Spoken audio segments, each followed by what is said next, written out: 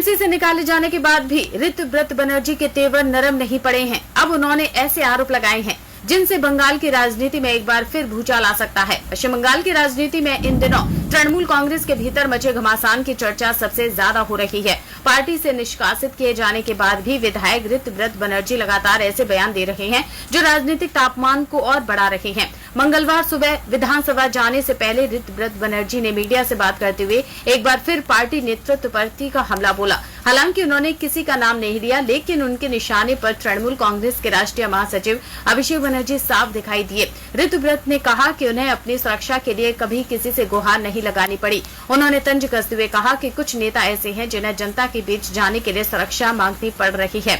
उन्होंने कहा, हमारे लिए जनता ही सबसे बड़ी सुरक्षा है। दरअसल हाल ही में सोनारपुर में कथित हमले के बाद अभिषेक बनर्जी ने केंद्रीय सुरक्षा की मांग की है। इसी मुद्दे को लेकर ऋतव्रत ने सवाल उठाए और कहा कि अगर कोई नेता जनता के बीच इतना लोकप्रिय है तो उसे अतिरिक्त सुरक्षा की जरूरत क्यों पड़ रही है। इसके बाद ऋतव्रत बनर्जी ने टीएमसी की वर्तमान स्थिति पर भी गंभीर टिप्पणी की। उन्होंने कहा कि आज पार्टी जिस मुश्किल दौर से गुजर रही है उसके पीछे गलत राजनीतिक फैसले और पार्टी को कॉर्पोरेट मॉडल पर चलाने की कोशिश जिम्मेदार है। उनके मुताबिक जमीनी स्तर पर बने संगठन को कुछ लोगों ने एक कॉर्पोरेट संरचना में बदलने की कोशिश की, जिसका नुकसान पार्टी को उठाना पड़ रहा है। हालांकि इन सब के बीच ऋतव्रत ने यह भी स्पष्ट किया है कि उनके मन में ममता बनर्जी के लिए आज भी सम्मान है। उन्होंने कहा कि ममता बनर्जी जैसी नेता बहुत कम होती हैं और उनके प्रति उनका सम्मान पहले भी था, आज भी है और आगे भी रहेगा। सबसे ज्यादा चर्चा उनके उस बयान की हो रही है जिसमें उन्होंने कहा कि मैं गद्दार हो सकता हूं लेकिन चोर नहीं। इस बयान को लेकर राजनीतिक गलियारों में कई तरह की चर्चाएं शुरू हो गई हैं। उधर सूत्रों के मुताबिक ऋतव्रत बनर्जी लगातार कई नेताओं और राजनीतिक रणनीतिकारों के संपर्क में हैं। उन्होंने खुद भी स्वीकार किया है कि उनकी बातचीत चुनावी रणनीतिकार प्रशांत किशोर से हुई है। इसी वजह से अब यह अटकलें भी तेज हो गई हैं कि क्या बंगाल की राजनीति में कोई नया मोर्चा बनने वाला है। राजनीतिक सूत्रों में यह भी चर्चा है कि कुछ विधायक उनके संपर्क में हैं। हालांकि इन दावों की स्वतः पुष्टि नहीं हुई है, लेकिन लगातार आ रहे बयानों ने तृणमूल कांग्रेस के भीतर चल रही खींचतान को खुलकर सामने ला दिया है।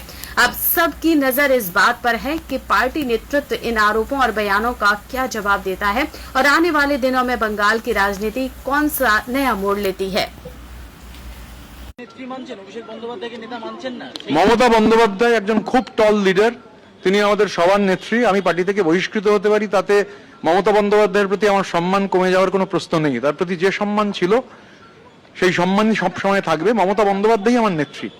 দেখুন, একটা পার্টি, সেই পার্টিটা ঘটনাচক্রে একটা এত বড় পোল ডিব্যাকেল হয়েছে। এই পার্টিটা মমতা বন্দ্যোপাধ্যায় যে পার্টি তৈরি করেছিলেন সেই পার্টির বদলে একটা কর্পোরেট স্টাইলে পার্টি চলতে গিয়ে যে তৃণমূল ব্যাপারটার সঙ্গে সেই যে স্ট্রাকচার অভিষেক বন্দ্যোপাধ্যায়রা করতে চেয়েছেন, ধরুন আমি তো বলিনি 26 দিন বাদে যখন বেরিয়ে সে গণপিটুনি হোক বা চোরপিটুনি হোক খেলেন, খাওয়ার পরে হচ্ছে বললেন যে সংবাদ মাধ্যম শুনেছে যে জনগণ আমায় নিরাপত্তা দেবে।